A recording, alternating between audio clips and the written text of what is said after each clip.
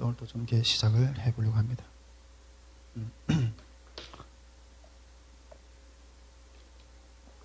예.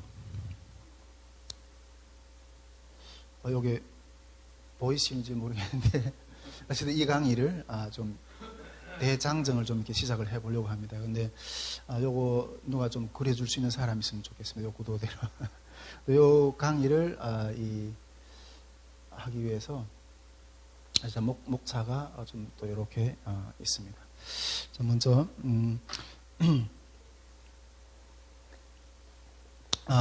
저는 전에도 내가 늘 이렇게 몇 번 이야기했지만은 우리 탈북민 우리 선교사님들 또 성도님들 앉아 계시지만은 늘 이야기했지만 제가 이게 우리가 하나님께서 우리 통일 대한민국 통일 선교를 이루실 좀 있습니다.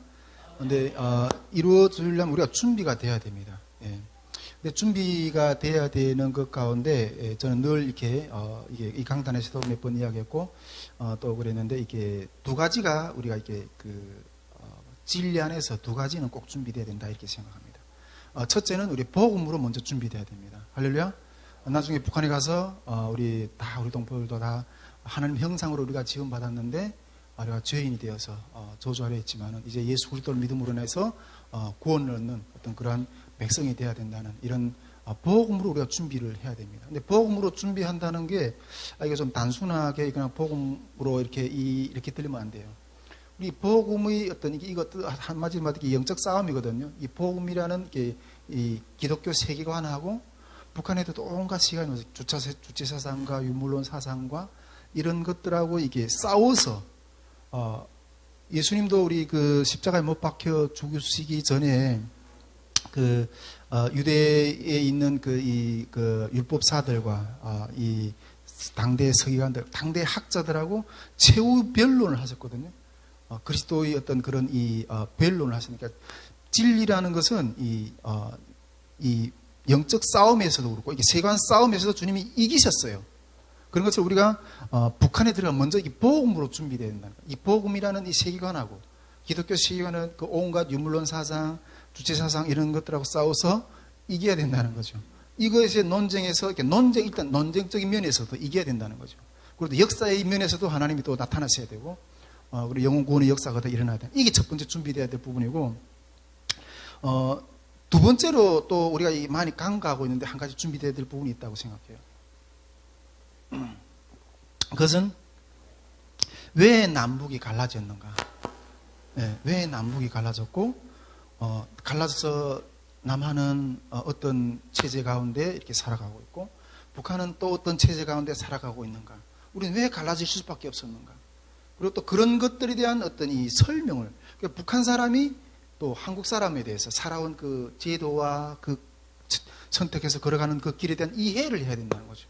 또 우리 한국 사람들도 북한 사람들이 왜 저렇게 사회주의 체제 가운데서 걸어갈 수밖에 없었는가, 그런 것들을 들여다보면서 이해할 수 있는 어떤 그런 부분들이 준비돼야 된다는 거예요. 단순히 이렇게 복음 하나 가지고 막 가서 막 이렇게 받아들이기 어려워요. 제가 처음에 이렇게 전에도 이야기했지만은 북한에서 딱 태어나 보니까 모범치한대 가족인 거예요. 제가 이게 어릴 때 우리 한남 할 때도 이게 이렇게 무슨 일기장이랑 쓰고 이러면 우리 큰형님이 그 일기장 다 보고, 야 임마 글을 이렇게 쓰면 안 돼. 글 이렇게 썼다가 내 잡혀가. 그때부터 이게 말을 함부로 못 하고. 근데 우리 큰형이나 둘째형이나 셋째형이나 누나 입당도 못 하는 거예요 이게. 예, 월남자 가족이다 보니까 입당도 못 하고 군대도 안 보내고.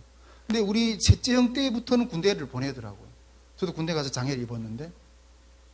그러니까 이 북한에서 여러분 남자들이 출세를 하려면 뭐 해야 되죠? 입당해야 되고 대학 가야 되고 군대 갔다 와야 되고 이 세 가지가 준비돼야 되잖아요. 그래야 사회 출세해서 단기간 일꾼도 되고 그러면 사회 중요 직위 차지할 수 있고 자기를 이렇게 펼 수 있는 나래가 있잖아요. 근데 그런 것들이 다 막혀 있는 거예요.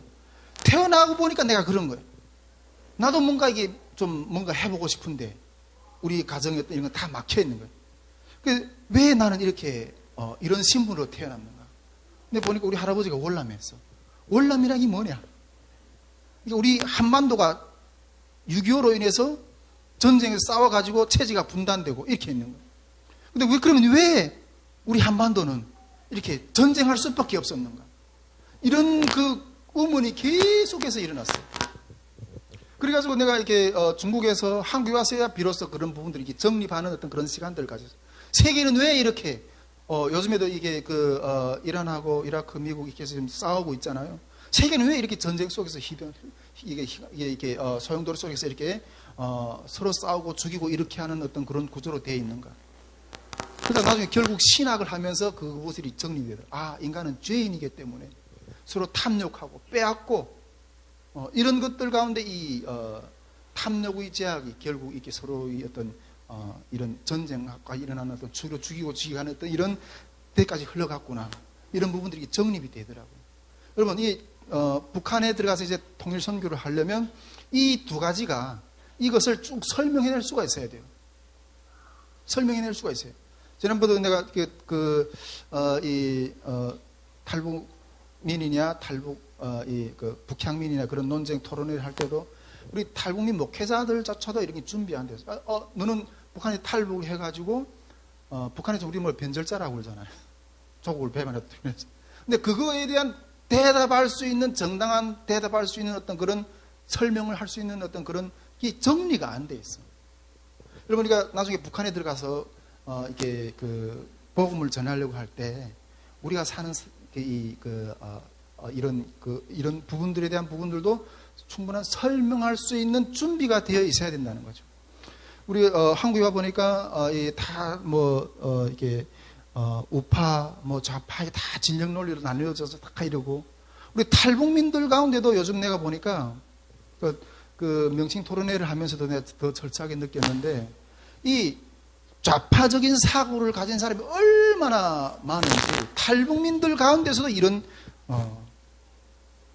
대립이 일어나는 것들을 보고 있어요.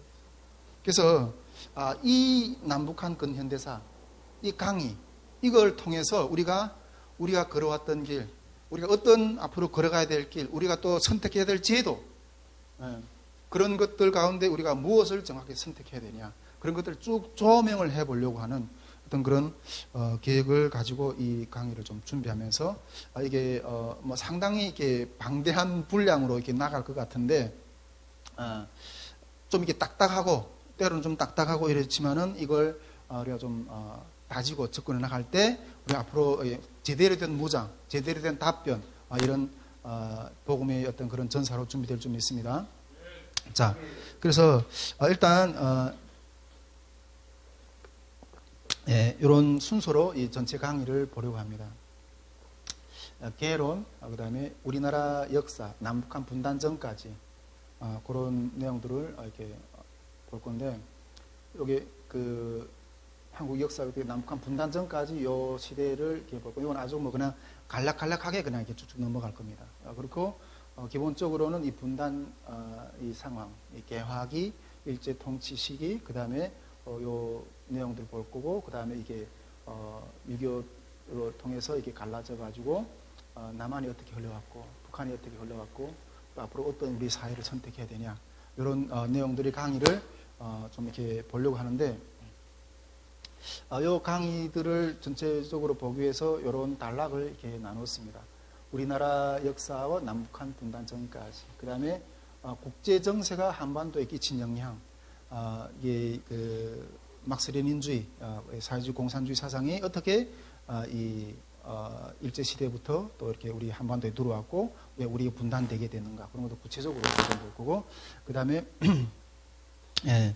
한반도 분단 시기 역사적 어떤 사실들 좀 이렇게 분단되게 되었던 또 그런 사실들 내용도 좀 보고, 그 다음에 갈라진 어떤 두 체제가 어떻게 검증되었는가, 그리고 또 마지막으로는 앞으로 우리가 선택해야 될 통일 사회는 어떻게 걸어가야 되느냐, 또 이런 내용들을 좀 보도록 하겠습니다. 먼저 오늘 요 개론을 이런 내용들을 공부할 건데, 요 개론을 어떻게 볼 건가 하는 것들을 좀 이렇게 이야기 나누도록 하겠습니다.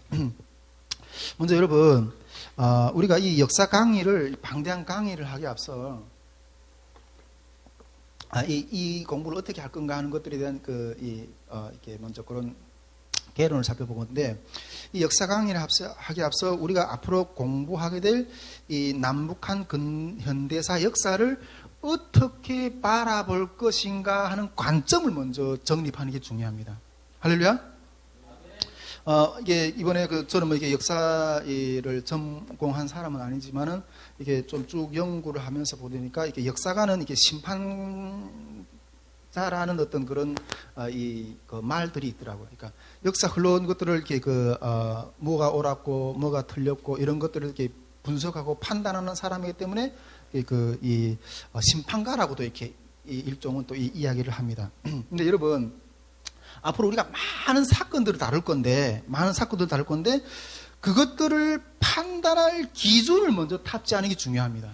어떤 사건들이 일어나는데 그 사건들을 어떻게 우리가 이걸 다룰 건가 하는 그런 기준 잣대가 필요한 거예요. 네. 현대사를 이게 남북한 근현대사를 다룰 때 이게 내가 하는 말이 좌편이 말인지, 내가 하는 말이 우편이 말인지, 내가 하는 말이 진리 말인지, 내가 하는 말이 뭐 생뚱 같은 어떤 그런 왕청 같은 하는 말인지, 이런 것들에 대한 분석할 수 있는 기준 잣대가 필요한 거예요. 할렐루야? 이게 먼저 정립이 되어야 됩니다. 하나님께서 우리 그 이스라엘 백성을 가나안에 이게 진군하게 들어갈 때 여호수아에게 뭐라고 말씀하십니까? 너는 좌로나 우로나 치우치지 말라. 치우치지 말라 그랬어요. 이스라엘이 가나안 땅에 들어가서 그들이 사는 행동을 하나님 보시기엔 좌편이 될 수도 있고 우편이 될 수도 있는 어떤 그런 행동을 할 수 있다는 거예요. 그런데 뭐라고 말씀해요? 좌로나 우로나 치우치지 말기 위해서 어떤 기준을 제시합니까, 하나님이? 오직 여호와의 율법을 지키라 그래요. 이 율법을 지키는 것이 좌로나 우로나 치우치지 않는 어떤 그런 기준이 된다는 거예요. 할렐루야? 네. 여러분, 우리가 이것을 정립하지 않고 이게 남북한 근현대사라는 어떤 그런 이 역사의 무대에 들어가서 막 어떤 사건을 분석하겠다 이런 거는 그냥 어떤 물에 휩쓸려서 내가 하는 소리가 무슨 소리인지도 모르고 그렇게 될 수도 있다는 거죠. 그래서 여러분, 이 개론을 통해서 먼저 이 정확한 이 우리나라가 걸어왔던 역사를 바라볼 수 있는 관점을 먼저 세워야 된다. 이 관점을 탑재한 것 가운데서 사건 하나하나 들여볼 때, 이거는 정말 역사의 어떤 그 비판받을 만한 어떤 그런 행동이었구나, 선택이었구나, 이런 것들이 기준이 딱 보인다는 거죠. 그래서 이 관점을 세우는 작업이 먼저 중요한데, 이 관점을 세우는 작업에 대해서는 이렇게 먼저 이렇게 역사라는 게 뭔가 하는 내용들을 들어보고, 두 번째는 역사관에 대해서 볼 거고, 역사관이라는 건 역사관이 의미하고, 또 역사관이라 해도 또 뭐 한 가지 역사관만 있는 게 아니거든요. 여러 가지 역사관들이 있거든요.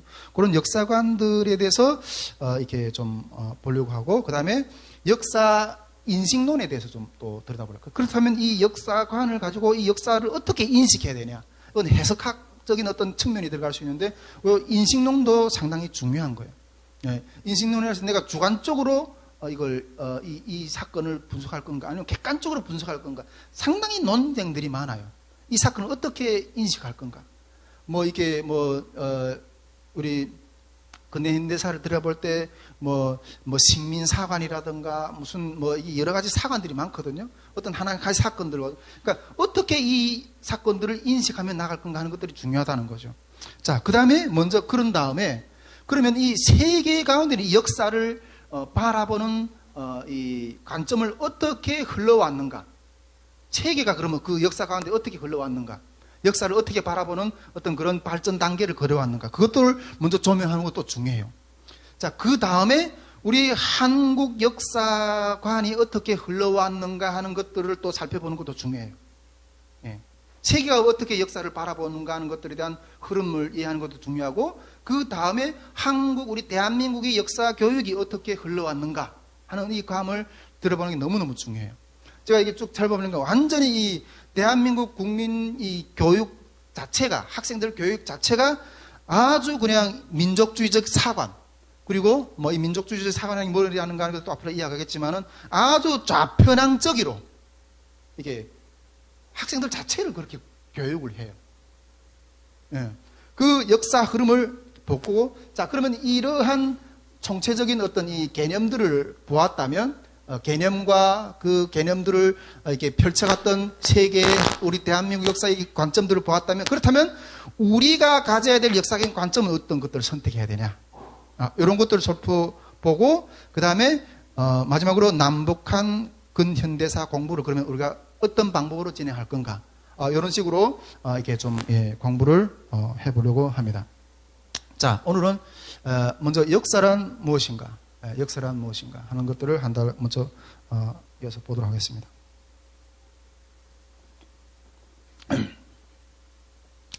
먼저 이 역사란 무엇인가라고 이렇게 우리가 좀 이렇게 알아보려고 할 때 먼저 이게 역사라는 이 어원적인 해석은 그러면 어떻게 하고 있는가 하는 것들을 좀 들여다보도록 하겠습니다. 먼저 이게 동양적 어원을 이렇게 살펴보면 우리 동양에서는 이렇게 한자를 쓰잖아요. 역사라는 걸. 역사라는 그 한자를 이렇게 보면 이렇게 역이라는 글자는 진헬력이라는 어떤 역자를 쓰고 사자는 역사 사자를 씁니다. 즉 역이라는 말은 한마디로 사실로서의 역사를 이야기하는 거예요.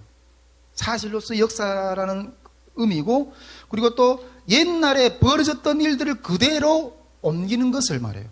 사실로서의 역사, 옛날에 벌어졌던 일들을 그대로 옮기는 것들을 말하고 그리고 이 사자는 그것을 쓰는 사람의 입장에서 기록하는 것을 말해요. 옛날의 이야기들을 기록하니까 그러니까 역사라는 그러니까 옛날의 이야기들을 기록했다. 이게 역사라는 단어의 의미라는 거죠. 즉 기록으로서의 역사를 이렇게 말하는 거죠. 근데 여기서 기록할 때는 그 내용은 이게 기록자의 주관성이 많이 이렇게 개입될 수밖에 없어요. 주관성이. 근데 이 기록자의 주관성이라는 게 뭔가 하는 것에 대해서는 이렇게 그 앞에서 말했던 인식론에서 역사 인식론에서 좀 더 이렇게 논을 해보고 요게 우리 동양에서 한자로 역사라는 단어를 해석할 때 이런 내용이라는 거죠. 자, 그렇다면 이 서양적 어원을 보면 역사라는 말은 해당되는 영어로서는 히스토리. 그 다음에 프랑스어로서는 히스토리일 이렇게 하고 그 다음에 이탈리아어로서는 스토리아 이렇게 말하고 그리스어로서는 스토리아 그리스어로도 스토리아라고 이렇게 이야기하고 있습니다. 이 말은 일반적으로 과거에 일어났던 일들을 지칭하는 단어예요. 과거에 일어났던 일들을 지칭하는 단어라는 거죠. 예, 뭐 우리 동양적인 해석이나 서양적인 해석이나 어원은 다 비슷하다는 거죠. 근데 여러분 우리가 전에도 우리 그 김인성 목사님하고 우리 역사 강의를 하겠다고 하니까 이게 김인성 목사님도 히스토리 영어로 히스토리라는 이렇게 이야기할 때 그것은 하나님의 역사다 이렇게 우리 기독교 강적으로는 이렇게 이야기한다고 그렇게 말씀하는 거 같이 나눴는데, 근데 이 어원적인 의미에서 이 히스토리라는 것은 히 플러스 스토리가 아니에요. 이게 어원적으로는 그런 의미가 없어요. 그러나 우리가 기독교적인 관점에서는 우리가 히는 하나님을 이야기하고 그 다음에 스토리라고 할 때는 그 이야기라는 말이에요. 그러니까 그의 이야기가 되는 거예요. 그래서 우리가 기독교적인 관점에서 역사라고 했을 때는 히스토리라는 단어는 하나님의 이야기라는 소리예요. 예. 자, 요게 어원적인 의미에서의 역사라는 어떤 그런 단어이고요. 자, 그러면 역사라는 것은 무엇인가? 역사란 무엇인가 하는 것이죠. 이 질문을 우리들에게 떨어졌을 때 우리가 생각해야 될 부분들은 어떤 부분이 있는가 하면, 그러면 역사는 무엇으로 형성되었는가? 역사는 무엇으로 형성되었는가 하는 어떤 주제가 하나 있고, 역사란 무엇인가 할 때, 그리고 또 그 안에는 이 역사란 건 그러면 무엇으로 이루어졌고 이 역사는 어디로 나아가고 있는가 하는 것들에 대한 질문에 대답을 해야 돼요. 역사란 무엇인가라고 했을 때. 자, 그렇다면 먼저 이게 역사란 것은 어떻게 형성되었는가 이렇게 들여다볼 때 역사란 무엇인가를 정리해 보려고 할 때 1차적으로 제일 부딪히는 어려움은 이 과거에 일어났던 사건들과 진행들이 모두 다 지나가 버렸기 때문에 일어났거나 진행되어 온 바 그대로 현존하지는 않는다는 거예요. 과거의 일들이잖아요. 지나가 버렸기 때문에 현재 현존하는 일들이 아니라는 거예요. 이것들은 역사라는 거는. 그래서 지금 우리가 알고 있는 역사란 기록으로 전승되었던 바를 우리 후대들이 그것을 근거로 해서 새로 편집하고 정리하고 또 해석해 본 바라는 거예요. 그러니까 말이 좀 어려운지 모르겠지만은 이 역사라는 건 옛날의 이야기들이 있잖아요. 이런 것들을 오늘날에 살아가는 사람들이 그것을 자료를 찾아서 다시 정리하고 편집하고 해석해서 기려놓는 것이 이게 역사라는 거죠. 이게 역사를 역사는 어떻게 형성되었는가 했을 때 이렇게 기록했던 것들을 편집하고 해석하고 다시 정리해 놓은 것이 역사다. 이렇게 만들어 놓은 것이 역사다. 이렇게 말할 수가 있는 거죠. 자, 그렇다면 이 역사는 어디로 가고 있는가 하는 거예요. 역사라는 게 어디로 가고 있는가, 이 부분에 대해서 또 대답을 해야 되는데, 우리가 이와 같은 질문을 역사에서 제기해 볼 때 이 해결적인 관점이 있어요. 크게 이 해겔이라는 것은 이 서양의 아주 철학자 중에 유명한 사람이거든요. 해결적인 관점이 있고 마르크스적인 관점이 있어요. 마르크스는 우리가 잘 알잖아요. 공산주의, 사회주의 사상의 창지사 이렇게 알고 있죠. 이 역사는 어디로 가고 있는가라고 말했을 때 이 해결적 관점하고 마르크스적인 관점이 있다는 거죠. 근데 이 해결적 관점에서는 역사는 자유를 향해 나가고 있다 이렇게 하고 있어요. 자유를 향해 나가고 있다. 그리고 마르크스적인 관점에서는 이 역사는 이 계급이 없는 사회로, 무계급의 사회를 만들려고 그 방향으로 나가고 있다. 이렇게 이야기하고 있는 거예요. 자, 그렇다면 이 말을 다시 한번 좀 쪼개서 설명해 보면, 이 해결적인 의미에서 해결은 이 관념론자라거든요. 형이상학의 철학에서는 형이상학이라는 게 있고 형이하학이라는 게 있어요. 그러니까 형이상학적인, 그러니까 이 관념론이라고 그러는데, 여기서 해결은 특히 정신에 대해서 이렇게 많이 이야기를 하고 있어요.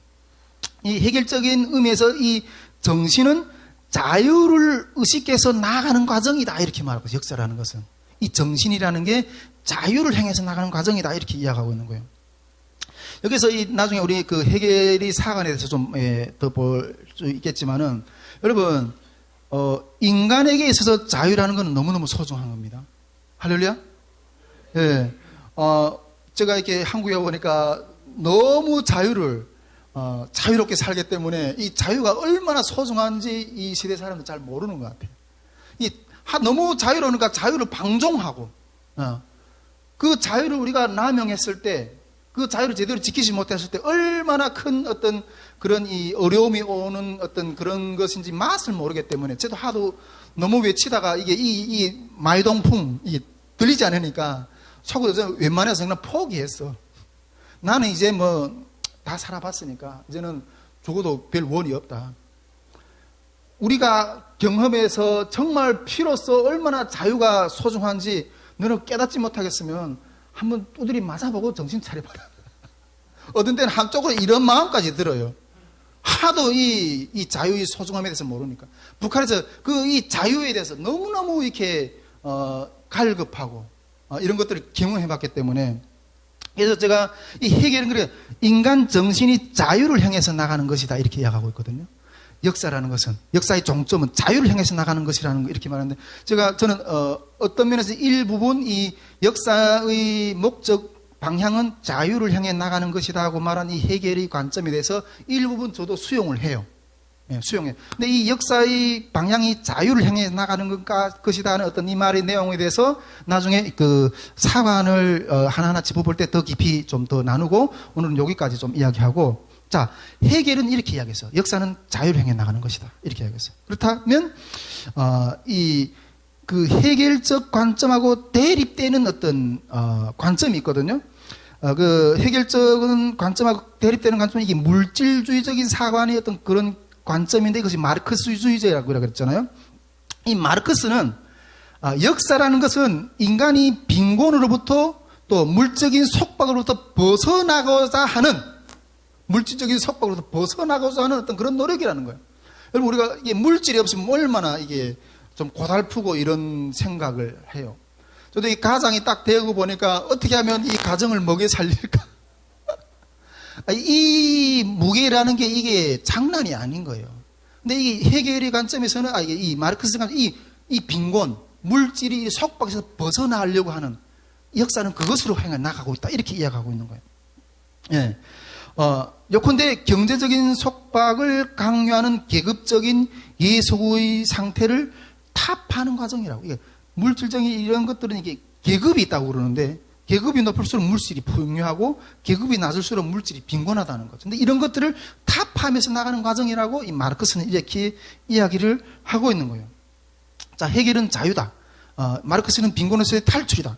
이렇게 우리가 이 두 가지 어떤 그런 방향에 있어서 이 역사의 과정을 이렇게 이야기를 한다고 한다면, 이 두 가지는 공통적인 또 의미를 가지고 있는 것이 있는데, 자유라든가 이 속박에서 벗어나라고 하는 어떤 면에서 이게 해방이라는 거예요. 이게 뭔가 해방되려고 하는, 북한에서 이게 김일성을 이게 그 가르치면서 어떻게 교육했어요? 우리 국민들을, 우리 이민들을 일제의 그 억압에서 해방시켜 주신 위대한 영도자, 이렇게 이야기하고 있잖아요. 그러니까 이게 해방, 어떤 눌린 데서부터 해방으로 나가는 이런 것이 이 공통점으로 또 이렇게 우리가 여기서 개념을 찾아낼 수가 있다는 거죠. 즉, 자유와 계급이 없는 사회라는 개념은 실로 역사의 정당한 목표라고 볼 수 있는데, 그것들을 향해 나아가는 것 가운데 또 이 공통적인 개념은 해방이다. 네. 이 해방이라고 또 이렇게 정리해 볼 수가 있다는 거죠. 자, 이러한 진행은 또 이게 평등을 지향하고 있는 과정으로도 이해를 하고, 그러니까 자유가 없다면 자유가 있는 거하고 없는 거, 그 다음에 그 물질이 빈곤이라면 물질이 많은 자하고 이 물질이 적은 자, 이 사이에서 해방으로 나간다는 것은 이게 평등해지는, 이게 격차가 있는 것을 평등으로 이렇게 나간다는 어떤 그런 의미로도 이렇게 볼 수가 있는 거죠. 자, 그러면 이게 자유와 이 평등의 두 개념은 실로 인간 사회가 도달하고자 하는 이상인 거예요. 우리가 그 좌파들은 이 평등이라는 원래 의미는 너무 좋은 의미예요. 그런데 이 좌파적인 입장에서 평등, 이런 단어를 많이 쓰고, 우리 그 우파적인 입장에서는 이 자유라는 말을 많이 쓰거든요. 이제 나중에 이 뒤에 가서 이 차이가 어떻게 드러나는가에 대해서 우리가, 여러분, 우리가 이 너무너무 좋은 단어인데, 왜 이 좌파들이 평등이라는 단어를 쓸 때는 우리가 왜 저걸, 경계시해야 되지? 자유라는 말도 너무 좋은 말인데, 이 좌파들은 또 자유라는 말을 들여서 이 개념의 의미를 잘 알아야 돼요. 그래야지 이 역사적으로 일어나는 판단들에 대해서 우리가 정확하게 이렇게 뭔가 지적할 수 있는 어떤 그런 기준이 생긴다는 거죠. 자, 이런 도덕적인 자유, 합리적인 평등, 이런 개념을 향해서 역사는 나아가고 있다는 거예요. 역사의 목적은, 역사란 무엇이냐, 역사가 나아가는 방향이 그렇다는 거죠. 네. 분명한 것은 이 역사는 하여튼 이 상태를 이룩하고자 하는 의지를 지금까지 보여줘 왔고, 그 과정이 지금도 부분적으로 이루어지기도 했고, 지금도 그 가운데로 나아가는 어떤 그런 과정 가운데 모든 국가들, 국민들 이렇게 나가고 있다는 거죠. 여러분, 이것이 인본주의적인 관점에서 역사의 방향이에요. 인본주의적인 세상적인 관점에서의 역사의 방향이에요. 자, 그렇다면 여러분, 우리가 기독교적인 관점에서 역사의 방향은 뭡니까? 우리가 그건 너무 다 잘 알잖아요. 기독교적인 관점에서 역사의 방향은 하나님의 나라의 완성을 향해서 나가는 거죠. 할렐루야? 지금은 우리가 이미와 아직 사이에서, 예수님이 이미 오셔서 구원을 이루셨지만 아직 완성되지 않는 예수님이 재림하실 때 그 완성이 되잖아요. 그 재림이 그 순간까지 향해서 그 완성으로 나아가는 그런 과정인 거예요. 이 부분에 대해서는 이 정도로 이해하고 나중에 대해서 기독교 사관에서 배울 거거든요. 이것에서 더 구체적으로 정립을 하겠습니다. 자, 이렇게 우리가 지금 역사란 무엇인가, 이런 내용들을 이렇게 좀 보았습니다. 자, 그러면 이어서 역사관을 이렇게 하나 더 있어요. 역사관. 역사란 이런 것이다. 방향은 이런 것이다. 이렇게 했을 때, 그러면 그런 것들은 이 역사관이라는 것은 무엇인가 하는 거죠. 역사관의 의미와 그 유형들. 역사관이란 무엇이고, 또 역사관이란 하나밖에 있는 게 아니거든요. 다양한 역사관들이 많아요. 그런 것들에 대해서 좀 이렇게 하나하나 좀 더 짚어보도록 하겠습니다. 자, 먼저 역사관이라는 것은 인류 전체를 통일적으로 관찰하는 하나의 사고 체제를 갖춘 사상이라고 말할 수 있어요. 전체를 통일적으로 사고하는 것, 그것을 사고할 수 있는 사상 체계, 이렇게 말할 수 있다는 거죠. 자, 다시 말하면, 이 말을 다시 말하면 하나의 역사관은 여러 사건들과 시대들과 민족들과 문화들의 역사들을 각각 개별적으로 관찰하고 이해하는 것이 아니라 북한, 대한민국, 중국, 미국, 일본 이런 것들 개별적으로 이렇게 하나하나 이렇게 관찰하는 것들 전체적으로 민족, 문화, 국가 이런 것들 전체적으로 바라보는 통일적으로 이해하려고 하는 어떤 그런 사상이라는 거예요. 통일적으로 이해하는 사상이라는 거예요. 따라서 그것은 모든 역사를 일정한 원리에 따라서 관찰하고 해석하는 어떤 하나의 사고 형태예요.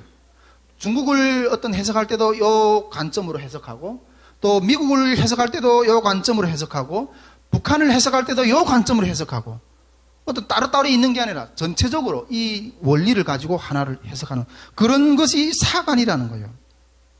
예. 자, 여러분, 그렇기 때문에 이 연속성이 있다는 거예요. 역사가는 자신이 연구하는 대상을 역사 진행의 복합성과 연속성 가운데서 관찰해야 됩니다. 더욱 바람직한 것은 그가 개별 사건들과 민족들, 시대들, 문화권들, 또 인류 역사 전체 흐름 속에서 관찰할 수 있는 경지로까지 나가야 돼요. 할렐루야. 여러분, 이것이 역사가가 관찰하게 할 수 있는 사관이라는 거죠. 우리가 일반 국민들, 민도라고 이렇게, 민도란 말을 좀 많이 해요. 민도라는 건 이렇게 국민성이 좀 이렇게 많이 깨어 있는가, 아니면 좀 국민성이 떨어지는가, 이런 표현도 쓰는 걸 좀 들었는데, 우리가, 내가 이렇게 북한에서 태어났는데 북한 역사 하나만 알아. 요것뿐 아니라, 대한민국 역사도 알아야 되고, 일본 역사도 알아야 되고, 미국 역사도 알아야 되고, 중국 역사도. 그래야지 이 주변 사람들이 나한테 어떻게, 영향을 끼치는가. 이런 것들을 관계 속에서 살아가거든요. 예. 그럴 수가 있다. 역사가는 이런 것들 총체적으로, 연속적으로 이어서 볼 수 있는 눈이 있어야 된다는 거예요. 예. 그런데, 왜 그러면 총체적으로 볼 수 있는 눈이 있어야 되느냐?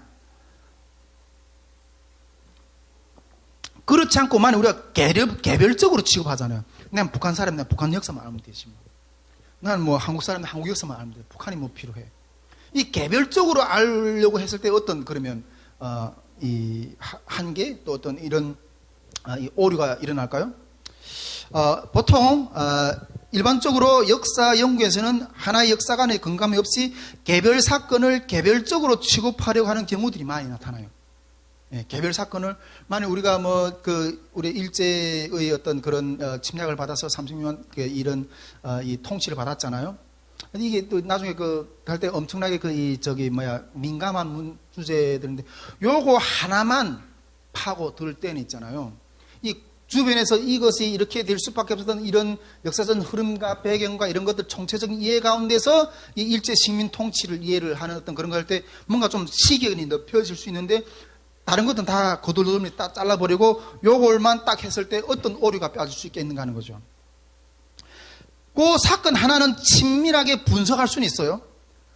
그런데 전체적으로 해석을 못 해낸다는 거예요. 전체적으로 해석하지 못한다는 거죠. 사실 역사 전체를 간주할 수 있는 하나의 체계를 가지지 못할 때, 그런 수많은 사건들의 미르 속에서 자신이 취급해야 될 대상을 선택하는데도 문제가 있고, 그 선택한 사건이 이게 잘 해석해서 방향을 어디로 나갈 건데, 이거에 대한 결론을 못 낸다는 거예요. 내가 이 독일 역사를 쭉 이렇게 공부하다 보니까, 이 나치 이 독일이 홀로코스트에서 600만의 유대인들을 죽였고, 엄청난 나치 범죄적인 제약 있잖아요. 요것만 딱 이게 갇혀있다 보니까, 이 역사관에만 이게 갇혀있다 보니까, 이 앞으로, 그렇다고 해서 지나간 역사를 그냥 그대로 멈춰서 독일이라는 국민들은 그냥 멈춰 있어야 되느냐? 앞으로 통일 시대 더 발전된 독일의 어떤 그런 것들을 나갈 수 없느냐? 이런 문제를 겪는 어떤 그런 것들을 많이 보게 되는 거예요. 어떤 한 사건에만 매몰되어 있으면 전진이 안 돼. 이 역사의 전체 흐름 가운데서 이 사건이 일어난 의미를 도출해서 우리가 어떻게 반성하고 어떻게 앞으로 전진하지 이걸 못 끌어낸다는 거죠. 이것이 개별적인 것들만 취급됐을 때 이런 한계가 있다는 거죠. 우리가 여기서 잠깐 설명하면 우리 김남일 선교사님도 그렇고 우리 이선희 선교사님도 그렇고 또 우리 저기 형제님도 그렇고 지금 신학 공부도 하고 같이 공부하고 있잖아요. 우리가 신대에서 공부하면서 우리 총신은 이 조직 신학이 좀 강해요. 조직 신학. 우리 늘 교수님들이 하는 말이 뭔가 하면 여러분 성경을 뒤져보면 얼마나 오묘하고 깊이가 있는 말씀들이 많아요. 근데 그 말씀을 막 너무너무 비밀이 많고 생명을 주는 그런 말씀 같아요. 근데 그걸 하나 깊이 받아가 이단으로 빠져버려요. 이만이 그걸 하나 깊이 받아 이단으로 빠져버려요. 여러분 성경 전체를 한 구절만 가지고 파다가 보면 결국 자기 구렁텅이에 빠지게 되는 거예요. 그래서 교수님들이 늘 강조했던 말이 뭔가 하면 이게 조직 신학적인 이해 가운데 들어와야 된다. 아무리 성경이 한 구절의 말씀이 깊더라 할지라도 그 말씀이 조직 신학적인 인해 가운데 들어와야 된다. 조직 신학적인 해석 가운데 들어와야 된다. 어떤 체계 가운데서 해석 가운데 들어와. 이 말을 늘 해왔어요. 여기서 조직 신학이라는 어떤 그런 게 어떤 의미인가에 대해서 또 깊이 이야기할 어떤 시간이 아니기 때문에 안 하는데 마찬가지인 거예요. 역사관이 없는 상태 가운데서 어떤 역사관이 탑재되지 않은 상태 가운데서 사건을 분석하겠다? 사건을 하나는 깊이 있게 설명해낼 수 있어요. 그런데 이걸 가지고 내가 어디로 갈지 방향을 못 찾는다는 거예요. 근데 어떤 역사관이라는 어떤 큰 체계의 틀 가운데 들어와서 했을 때 그 사건이 전체를 깼을 때 의미가 더 깊이 있게 해석이 되고 그렇게 나갈 수 있다는 거죠. 할렐루야? 예. 이게 역사관이 어떤 그런 가지고 있었을 때 어떤 그런 이 역사관을 탑재해야지만이 이런 사건들을 전체적인 맥락 가운데서 분석해낼 수 있다는 어떤 그런 면이라는 거죠. 또 그리고 이 전체적인 시각을 역사관을 근거로 해서 수많은 사건들이 하나의 일정한 원리에 입각하고 정리할 수 있고 구체적인 연구 대상이나 해당 시대와 전후 시대의 다른 사건들을 관계 속에서 해명할 수 있기 때문에 역사적인 의미를, 그 사건의 역사적인 의미를 더 깊이 있게 세워낼 수가 있다는 거죠. 또 그리고 이 역사관을 제대로 탑재했을 때 또 하나의 어떤 그런 유익이 뭔가 하면 이런 역사관을 가지고 있을 때 그 연구 대상을 자신의 개인적인 주관이나 관찰의 각도에서 아니라 그런 관찰의 각도에서 해석할 수 없다는 거죠.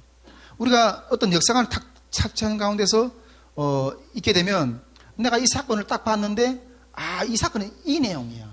이건 자기 주관이 들어간 이 해석이거든요. 근데 역사관이 거기에 딱 이렇게 위에 탑재해 있으면 자기 주관을 거기다 섞어 넣을 수 없다는 거죠. 그런 역사관 가운데서 이렇게 설명해낼 수 있다는 거죠. 즉 자기 자신의 관찰 대상인 역사 자체의 전체적인 구조 속에서 파악시키는 것이기 때문에 그런 오류를 범하지 않을 수가 있다는 거죠. 우리가 가톨릭 같은 경우에 보면 이 성경의 해석권도 다 가톨릭 교황에게 있어요. 기독교는 우리 성경을 이렇게 해서 평신도도 목회자도 신학자도 다 스스로 읽고 깨닫고 해석할 수 있는 해석권이 우리 가운데 있지만은 가톨릭은 일반 성도들한테 그 성경 해석권이 없어요. 오직 교황에게 있어요. 교황에게. 근데 가톨릭 같은 경우는 이단이나 이런 게 없어요.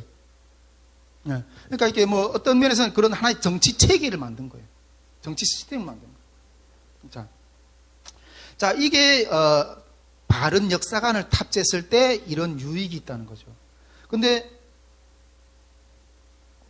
역사관이라는 것은 또 한편으로 또 한계도 있어요. 어떤 역사관이라는 한계가 있을 수 있는데 한편 이 역사관은 자기의 원리에 입각해서 일방적 또 일면적인 인식 태도를 부과하는 거거든요. 어떤 하나의 어떤 딱 이렇게 이런 모자를 딱 해서 요걸 가지고 다 이렇게 이해를 해. 뭐 어떤 사건도 요걸로 다 해석해. 이런 것들이 있기 때문에 이 도식적이 되어버릴 수 있다는 거예요. 도식적이 되어버릴 수 있다는 거예요. 뭐 관로주의, 뭐 이렇게 뭐 관에서 이게 이 정부를 다스리는 어떤 이런 기관, 이 정부기관 사람들은 밑에 이 뭐 현장의 어떤 그런 것들을 현장에 가서 실제 현장의 어떤 실정을 파악을 해야 되는데 어떤 정부기관에서 짜놓은 룰을 가지고 그걸 가지고만 늘 이렇게 하다 보면 현실하고 그 괴리가 일어날 수가 있다는 거죠. 이런 것이 또 이렇게 어떤 그런 한계가 있을 수가 있다는 거예요. 역사관이라는 것을 역사 하나하나 구체적인 사실들을 접근하려고 했을 때 그것뿐 아니라 이런 역사관이 하나이면 좋겠는데 나중에 우리가 더 뒤에서 기독교 세관에 대해서 볼 거지만은 하나이면 좋겠는데 하나뿐인 것이 아니라 여러 개의 색채가들이 너무너무 많은 거예요. 다양한 물질적인 사관, 그 다음에 아까 이야기했던 어떤 관념적인 역사관, 뭐 지금은 이 포스트 모던 시대의 이 다양한 이 조각난 어떤 그런 이 역사관들이 너무너무 많아요. 사관들이. 우리가 그래서 저기 우리 말씀학교에서는 우리 성경 그 제목이 뭐예요? 기독교 세관이에요. 세관. 여러분 나중에 북한에 들어가서 우리가 먼저 싸워야 될 싸움이 이 세관 싸움이라는 거예요. 할렐루야. 그래서 우리가 성경으로 딱 제대로 무장하고 있어야지만이 이 세관을 무장하고 있어야만이 그렇게 들어갈 수 있다는 거죠. 참 이렇게 만일 이 세상에 하나의 세관만 있다면, 완성된 하나의 세관만 있다면, 물론 우리는 그 세관을 기독교 세관이라 믿죠. 그런데 이 완성된 세관 하나만 있다면 정말 역사가는 연구를 더 이상 수고스럽지 않게 해도 될 거라고 이렇게 이야기를 하고 있어요. 왜냐하면 그 세관 하나로 모든 사건들을 다 이렇게 해석하면 되니까. 그러나 역사는 그렇지 않다는 거예요. 이 세상은 다양한 세관들의 어떤 그런 가운데서 이렇게 진행되고 있다. 이렇게 말하고 있습니다. 자 이렇게 해서 역사관에서 역사란 무엇인가 이런 내용들을 좀 보았고, 자 이제 그렇다면 어떤 역사관들이 하나하나 있는가 하는 것들에 대해서 내용들을 좀 살펴보도록 하겠습니다. 먼저 순환론적 세관, 기독교적인 직선사관, 그다음 관념론적인 사관, 또 물질적인 사관, 포스트 모던적인 어떤 그런 사관, 뭐 다양한 그 외에 다양한 사관들 좀 이게 지금 이 세상을 지배하고 있는 대표적인 사관들이에요. 자, 요것들을 먼저 이 하나하나 좀 살펴보도록 하겠습니다. 앞에서 우리가 이 사관을 탑재하는 것이 너무 중요하다 그랬죠. 우리가 지금 계속해서 그 남북 근현대사의 어떤 역사를 어떻게 바라볼 건가, 그 역사 가운데서 일어나는 그 모든 사건들을 우리가 어떻게 하나하나 바라볼 건가 할 때 이런 사관들 관점에서 우리가 해석해야지 어떤 틀에서 바로 해석할 수 있다고 이렇게 말했는데, 자, 그 하나하나 좀 이렇게 살펴보도록 하겠습니다. 자, 먼저 순환론적 역사 이해에 대해서 좀 보도록 하겠습니다. 이 순환론이라는 것은, 자, 이 그림을 요 AI 보고 그려달라 하니까 이렇게 그려주더라고요. 순환론이라는 것은 이 순환론적 역사 이해라는 것은 역사란 비슷한 유형의 사건들이 반복되면서 다시금 출발로 회귀하는 형식으로 전개되어 있다고 파악하는 태도예요. 예. 그러니까 이게 시작이 있으면 끝이 이렇게 돌아가면서 이렇게 이루어진다는 어떤 그런 사상이에요. 근데 이거 보면 이게 돌아가거든. 계속 돌아가고 있는 역사는 돌고 또 돌고 이렇게 하는 거죠. 근데 여기서 보면 시간이 없어요. 시간은 계속 돌고 여기는 종말이 없어요. 우리가 기독교 사관에는 하나님 알파와 오메가라고 그러잖아요. 시작이 있으면 끝이 있잖아요. 여기는 시간이 없어요. 종말이 없어요. 자, 그리고 이 속에서 인간은 자연의 일부예요. 자연. 이 불교에서도 이야기하고 있겠지만 이게 범신론이라고 그러거든요. 이게 미물도, 불교에서는 아주 조그만 미물도 그 안에 이게 신이 담겨져 있다 이렇게 하거든요. 그래서 불교에서는 이 고기를 안 먹잖아요. 벌거지도 다 죽으면 그게 다 안에 신. 우리가 나중에 뭐 환생하고 어떻게 그런 이야기 하는데, 자, 인간은 여기서는 자연의 일부예요. 자연 속의 일부예요. 환생한다고. 우리 죽으면 여기서 이 땅 가운데 잘 수련해서 잘 살다가 나중에 죽으면 이렇게 또 다음 생에 또 뭐가 있고 이렇게 하거든요. 제가 이게 그 간증 가운데서도 이야기했지만은 제가 북경에서 죽음 앞에 딱 서 보니까 너무너무 캄캄한 거예요. 다음 생에 벼룩 위로라도 태어날 수 있는 빛이 안 보였어요. 제가 그때 불교도 뭔가 도를 믿어야 되겠다는 그런 마음을 가지고 불교 경전도 온 밤 두저가면서 읽어봤어요. 그런데 이 도에도 나를 못 맡기겠다. 난 죽음을 경험해봤거든. 죽음 앞에 서봤던 사람으로서 죽음 앞에 서보니까 다음 생에 벼룩 위로라도 태어날 수 있는 그런 소망이 없더라고요. 어쨌든 인간의 본성은 자연이 한 부분이에요. 그리고 또 인간은 거의 변하지 않는, 속성이 거의 변하지 않는 그 속성에는 뭐겠습니까? 권력, 타락, 반복 이런 것들이 그 가운데 그 고뇌를 하는 그런 인간인 거예요. 근데 그 가운데 조금만 있던 그 윤리적인 어떤 그런 도덕 의식이 있는데 그런 윤리적인 의식은 뭔가 조금 이게 자기를 수양해서 그래서 다음 생에 좀 더 좋은 어떤 존재로 태어날 수 있다. 이렇게 이야기를 하는 거죠. 여기에는 구원이라는 게 없어요. 여기는 구원이 개념이 없어요. 단지 희망만 있을 뿐이에요.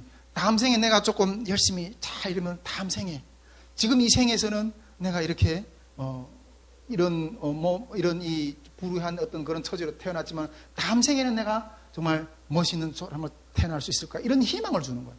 네. 그리고 그 희망을 통해서 그 고통을 탈출해 보려고 하는 어떤 이런 부분들이 있다는 거죠. 자, 요게 순환론적인 이렇게 계속 돌고 하는 그런 내용인데 여기 보니 순환론적인 어떤 그런 것도 종교도 있고 철학 사상 가운데도 이런 순환론적인 사고들이 있어요.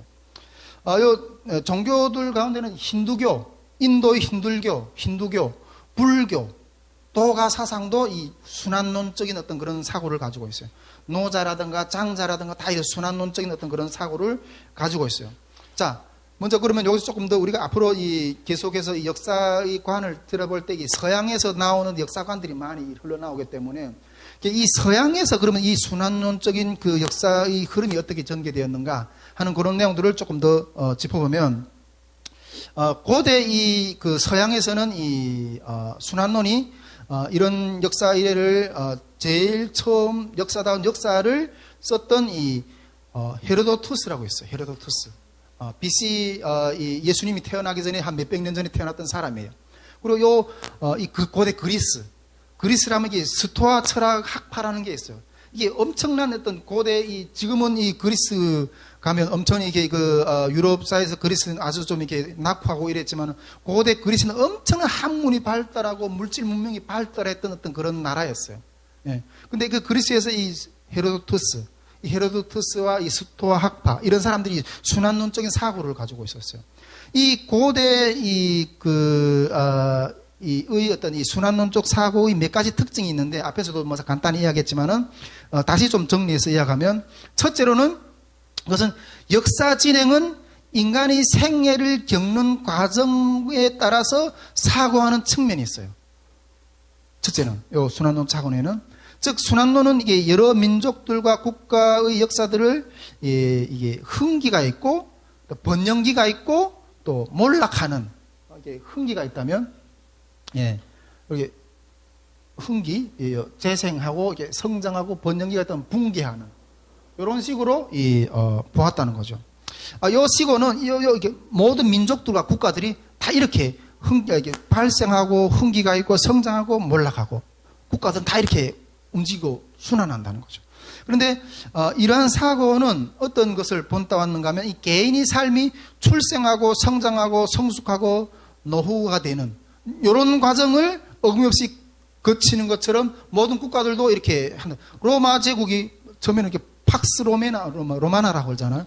얼마나 어마어마한 제국이었어요. 근데 그 로마라는 제국이 출생이 있었고 성장이 있었고 결국 멸망했잖아요.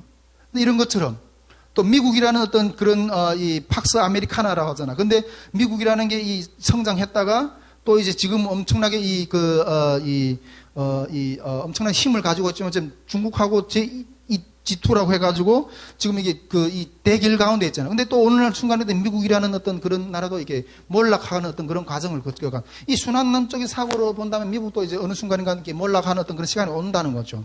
근데 이런 것들을 인간이 태어나고 성장하고 성숙하고 이게 죽는 이런 과정을 이렇게 본따서 이렇게 이해를 했다는 거죠. 자, 두 번째로 이 고대 순환론적 사고의 어떤 특성과 두 번째가는 이런 사고는 어떤 이 국가 차원에서만 이렇게 성장하고 이게 발생하고 성장하고 몰락하고 이렇게 하는 게 아니라 세계도 주기적으로 이 성장했다가 몰락했다가 이렇게 했다가 이게 세계 역사도 이렇게 흘러간다는 거죠.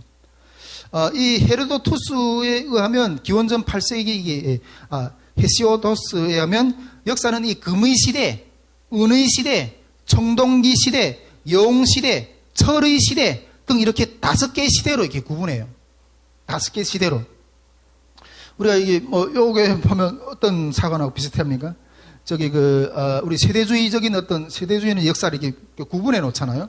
그런 거하고 비슷하잖아요. 근데 그는 각 시대들이 출현이 신의 작품이라고 보면서 뒤따르는 시대들을 항상 보다 앞의 시대보다 저급한 시대로 이렇게 몰락한 이렇게 이야기를 하고 있어요. 자, 그리고 세 번째로 이 고대 이 순환론적 사고에 의해서 세 번째로 조금 이렇게 또 주목할 만한 특성은 뭔가 하면 역사로부터 현재에 필요한 교훈을 얻어내려고 하는 특성이 있다는 거예요. 이 순환을 하니까.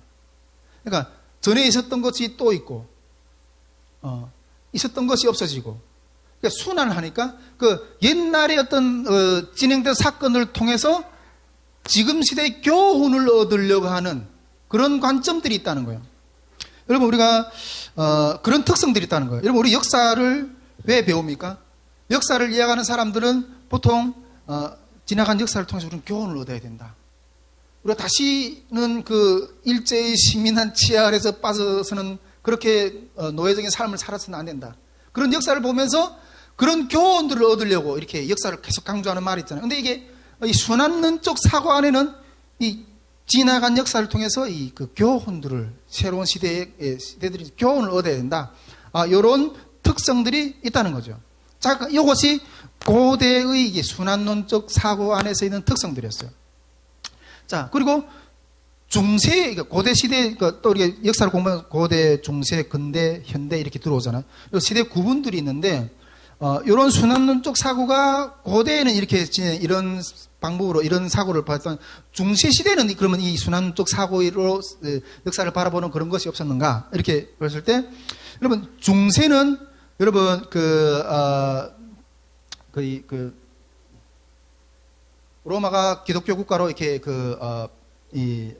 개종한 이후 온 유럽이 다 기독교 국가였잖아요. 중세는 이 하나님의 어떤 사관, 이 세계 신의 사관으로 꽉 무장되었어요. 우리가 나중에 뒤에서 보겠지만 기독교 역사관이 직선사관이잖아요. 근데 이 순환론적인 사고는 이 직선사관하고 이게 대치가 되는 거예요. 그러니까 이 중세 천년 기간 동안에 이 순환론적인 사고가 유럽 쪽에서는 자리를 매길 수 있는 어떤 자리를 잡을 수 있는 어떤 그런 입지가 없었어요. 그러다가 중세 거의 말기에 와가지고 르네상스라는 게 있어요. 앞으로 르네상스라는 게 뭔가 또 이야기 좀 잠깐 나누겠는데 이 르네상스 시기에 이 마키아벨리라는 어떤 그런 사람이 나타났고 또 브룬이라는 사람도 있어요. 이런 역사가들은 이에서 단편적으로 이 순환론적인 사고가 이렇게 좀 접촉되기 시작했어요. 자, 그리고 본격적으로 또 이 순환론적인 사고의 관점이 들어온 것이 이 20세기 이후가 되는데 20세기 이후에 이 19세기, 20세기 들어오면서 순환론적인 사고가 이렇게 더 깊이 있게 접목이 되는데 이때는 20세기 서구의 자본주의가 막 이렇게 부흥하잖아요. 자본주의가 부흥하고 또 이 가운데 또 기독교가 또 막 이게 100년 전쟁하고 막 이렇게 하는 것 가운데서 세계가 막 이렇게 자본주의가 흥하면서 1차 세계대전, 2차 세계대전 겪으면서 막 세계가 이렇게 돌아가고 이렇게 하는 모습들이 너무너무 이렇게 이게 환멸스러웠거든요. 근데 이런 세계 위기가 조장하는 것들을 보면서 순환론적인 사고 이해가 다시 들어오게 돼요. 이 순환론적인 사고 이해가 이게 슈빙글리라는 이 어떤 역사가가 이게 나오는데 이게 이 슈빙글리에서 이게 서구의 몰락이라는 책을 써요. 서구가 이렇게 몰락하는 그 과정에 대해서. 이 서구의 몰락이라는 이 책이 엄청나게 인기가 있었던 그런 책인데, 이 책을 통해서, 이 슈빙글리를 통해서 이 순환론적인 사고가 이게 쫙 다시 들어오게 되는 거예요. 여러분, 우리가 왜 이것들을 바라보면 중요한가 하면, 우리가 지금 이 역사가들이 현대사를 바라보면서, 우리 대한민국은 어디로 가야 됩니까? 우리가 직선사관으로 보지 않고 순환론적인 사관으로 보면, 우리가 지금, 여러분, 이 분단, 두 개 국가, 대한민국 어전 두 개 국가로 이렇게 북한도 원하고, 우리 지금 좌파 정권이 또 이렇게 발 맞춰서 그냥 우리도 북은 북이고 우리는 우리다. 뭐 이런 식으로 나가잖아요. 근데 그렇다면 이 목적이 없는 어떤 이게 그냥 대한민국이라는 어떤 나라가 생겼다가 몰락하는 그런 가정밖에 이야기가 안 되는 거예요. 우리가 대한민국은 어디로 나가야 되느냐? 복음 통일로 나가고 세계 복음화로 나가고 예수 그리스도의 재림이 그날까지 나아가는 이 직선적인 사관이 있을 때 우리는 이걸 전진시킬 수가 있는 거예요. 네. 이게 20세기 이후에 엄청나게 이 서양에서 이게 확 이렇게 흔들고 이거거든요. 그래서 이 슈빙글리는 이 세계사 속에서 8개의 문화권으로 분류하는데, 각 문화권은 뭐 유년기, 청년기, 정년기, 노년기 과정을 거치면서 성장하고 또 노쇠하고 몰락하는 과정이 있다고 이렇게 이야기를 해요. 그리고 이 슈빙글리의 어떤 그런 역사관을 또 받아서 이 토인비라는 역사가가 이게 또 대단한 역사가거든요. 거의 역사학의 아버지라 할 정도로 그렇게 이렇게 부른 어떤 사람인데, 이 슈빙글리처럼 세계 발전 모습을 생물학적인 전개 양식으로 이해하는 어떤 그런 사고들이 받아져요.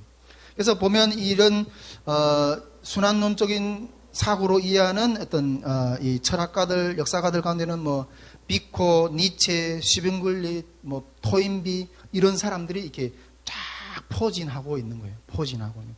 이것이 나중에 더 한 걸음 나가면 포스트 모던적인 사고로 변해버려요.